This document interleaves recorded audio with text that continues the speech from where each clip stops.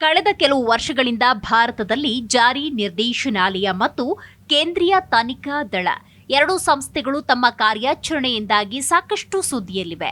ಎರಡೂ ಸಂಸ್ಥೆಗಳು ದೇಶದ ಕಾನೂನು ವ್ಯವಸ್ಥೆಯಲ್ಲಿ ಪ್ರಮುಖ ಪಾತ್ರ ವಹಿಸುತ್ತವೆ.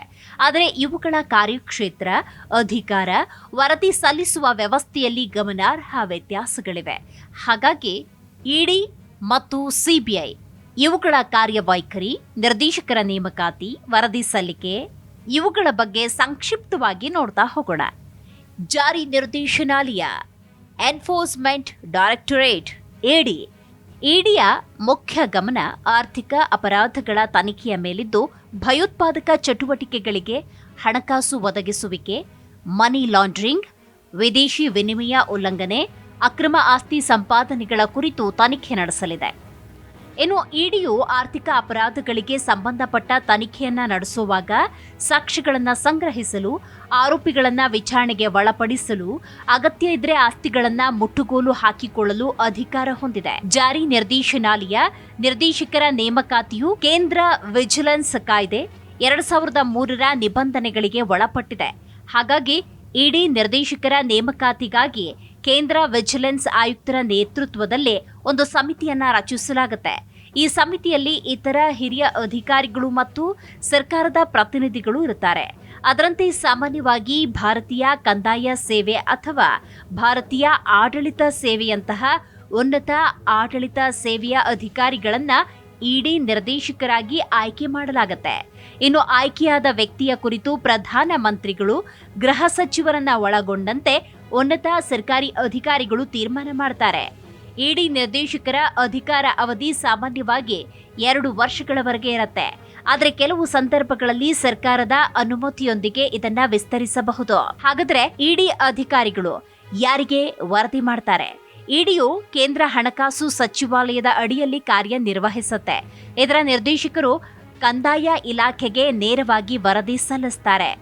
ಇನ್ನು ಕೇಂದ್ರೀಯ ತನಿಖಾ ದಳ, central bureau of investigation, CBI ಭಾರತದ ಪ್ರಮುಖ ತನಿಖಾ ಸಂಸ್ಥೆಯಾಗಿದ್ದು, ಇದು ಭ್ರಷ್ಟಾಚಾರ, ಆರ್ಥಿಕ ಅಪರಾಧಗಳು, ಕೊಲೆ, ಅತ್ಯಾಚಾರ, ವಂಚನೆ, ಇತರ ಗಂಭೀರ ಅಪರಾಧಗಳಿಗೆ ಸಂಬಂಧಪಟ್ಟ ಪ್ರಕರಣಗಳನ್ನು ತನಿಖೆ ಮಾಡುತ್ತೆ.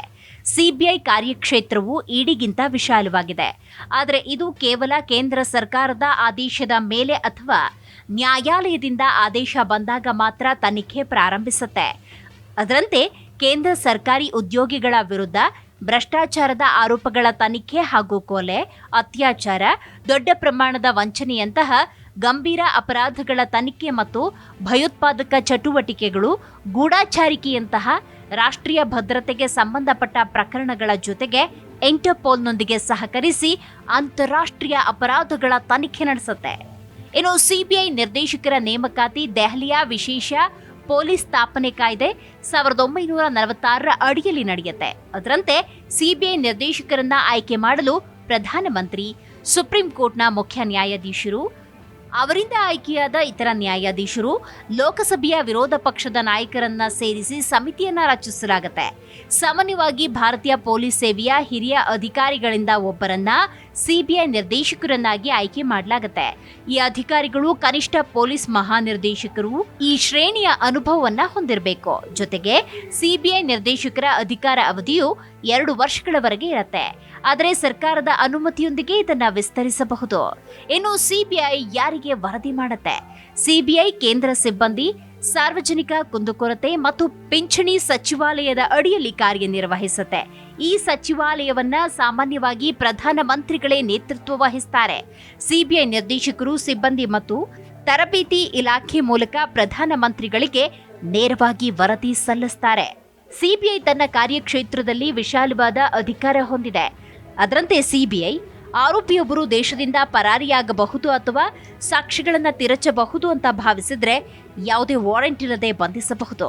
ಇದರೊಂದಿಗೆ ಸಿಬಿಐ ಕೇಂದ್ರ ಸರ್ಕಾರ, ಹೈಕೋರ್ಟ್, ಸುಪ್ರೀಂ ಕೋರ್ಟ್ನ ಆದೇಶದ ಮೇಲೆ ತನಿಖೆಯನ್ನ ಪ್ರಾರಂಭಿಸುತ್ತೆ. ಜೊತೆಗೆ ಯಾವುದೇ ರಾಜ್ಯದಲ್ಲಿ ತನಿಖೆ ನಡೆಸಬೇಕಾದ್ರೆ ಆ ರಾಜ್ಯ ಸರ್ಕಾರದಿಂದ ಅನುಮತಿ ಪಡೆಯಬೇಕಾಗುತ್ತೆ. ಆದರೆ ಕೇಂದ್ರ ಸರ್ಕಾರದ ಉದ್ಯೋಗಿಗಳಿಗೆ ಸಂಬಂಧಪಟ್ಟ ಪ್ರಕರಣದಲ್ಲಿ ರಾಜ್ಯದ ಅನುಮತಿಯ ಅಗತ್ಯವೇ ಇಲ್ಲ. ಸಿಬಿಐ ಇಂಟರ್ಪೋಲ್ನೊಂದಿಗೆ ಸಹಕರಿಸಿ ಅಂತಾರಾಷ್ಟ್ರೀಯ ಅಪರಾಧಗಳ ತನಿಖೆಯನ್ನು ನಡೆಸುತ್ತೆ. ಅದರಂತೆ ಇಡಿ ಮತ್ತು ಸಿಬಿಐ ಎರಡೂ ಭಾರತದ ಕಾನೂನು ವ್ಯವಸ್ಥೆಯ ಪ್ರಮುಖ ಸಂಸ್ಥೆಗಳಾಗಿವೆ. ಆದರೆ ಅವುಗಳ ಕಾರ್ಯಕ್ಷೇತ್ರ ಮತ್ತು ಗುರಿಗಳು ಭಿನ್ನ. ಇಡಿಯು ಆರ್ಥಿಕ ಅಪರಾಧಗಳ ಮೇಲೆ ಕೇಂದ್ರೀಕರಿಸಿದ್ರೆ, ಸಿಬಿಐ ಭ್ರಷ್ಟಾಚಾರ, ಕೊಲೆ ಮತ್ತು ರಾಷ್ಟ್ರೀಯ ಭದ್ರತೆಗೆ ಸಂಬಂಧಪಟ್ಟ ವಿಶಾಲವಾದ ಅಪರಾಧಗಳ ತನಿಖೆಯನ್ನು ನಡೆಸುತ್ತೆ. ಎರಡೂ ಸಂಸ್ಥೆಗಳ ನಿರ್ದೇಶಕರ ನೇಮಕಾತಿಯು ಕೇಂದ್ರ ಸರ್ಕಾರದ ಉನ್ನತ ಮಟ್ಟದ ಸಮಿತಿಗಳ ಮೂಲಕ ನಡೆಯುತ್ತೆ ಮತ್ತು ಅವು ಕ್ರಮವಾಗಿ ಕಂದಾಯ ಇಲಾಖೆ ಮತ್ತು ಸಿಬ್ಬಂದಿ ಇಲಾಖೆಗೆ ವರದಿ ಸಲ್ಲಿಸುತ್ತೆ. ಈ ಸಂಸ್ಥೆಗಳ ಸಮರ್ಥ ಕಾರ್ಯನಿರ್ವಹಣೆಯಿಂದ ದೇಶದ ಕಾನೂನು ವ್ಯವಸ್ಥೆ ಮತ್ತು ಆರ್ಥಿಕ ಸ್ಥಿರತೆಯನ್ನು ಕಾಪಾಡಲು ಸಾಧ್ಯವಾಗಿದೆ.